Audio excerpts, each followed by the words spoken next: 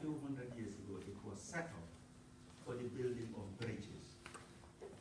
Because I don't know whether you guys know London, but in Denmark, you have a river. Most of these capital cities have a river. And if you leave, imagine several hundred years ago, you are divided by the river and there's no bridges. It actually can keep you in poverty because you are not mobile to work. Because only wealthy people have their own private canoes and boats.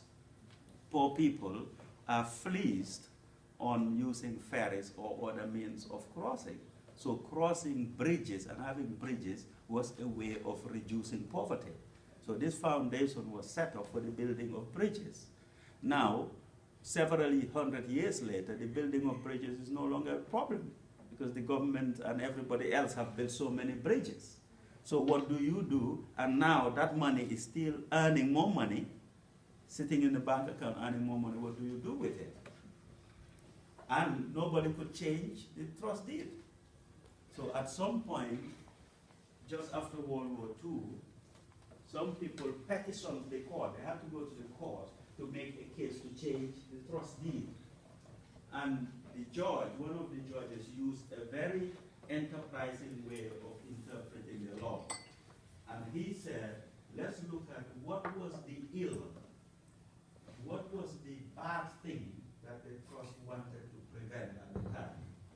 And he said, it really wasn't about the building of bridges, it was about the reduction of poverty in London. Because that's what bridges were doing, reduce poverty in London. So he said this money then can be used for anything to reduce poverty in London. But it has to be London, because the bridges could only have benefited people who live or are in London. So that's how it was changed. So that's the character of trustees. So there are, in these days, there are smaller organizations, smaller trusts that you would not even have heard of. There's one, the big ones in your countries you would hear of because they have lots of money. But there are a whole number of smaller trusts that you would not have heard of, and the people who run it, sometimes the benefactor is still alive. They are more flexible in what they do. So you need to, in your own countries, do a bit of research. Connect with the people in your countries who are experts on fundraising to try to find those private trusts. You will also have publications, because all of them are legally registered. There would be a register of private trusts. Have you all seen or used the register of private trusts in your countries?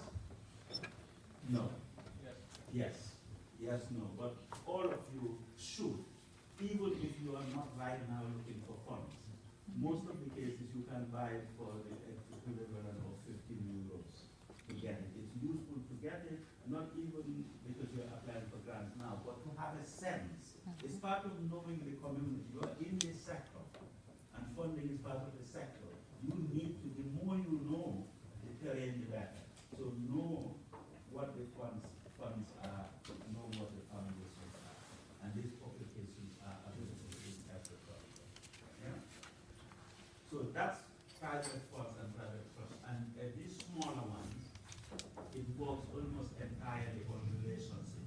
You knowing them and telling them what to do, what you want.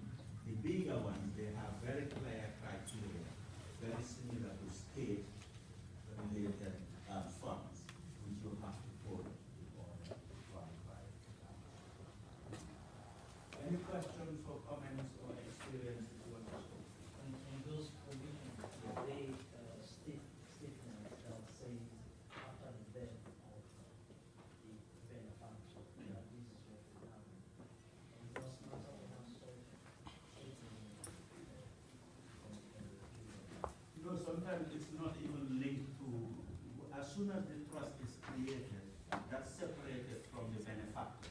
So the trust exists as a legal document, and it has a life by itself. The reference to whether the benefactor is alive is during that time the benefactor can change that legal document. But usually it's set up so that it has a life by itself, separate and distinct from the benefactor. Yeah. Any other questions or comments on trusts and foundations?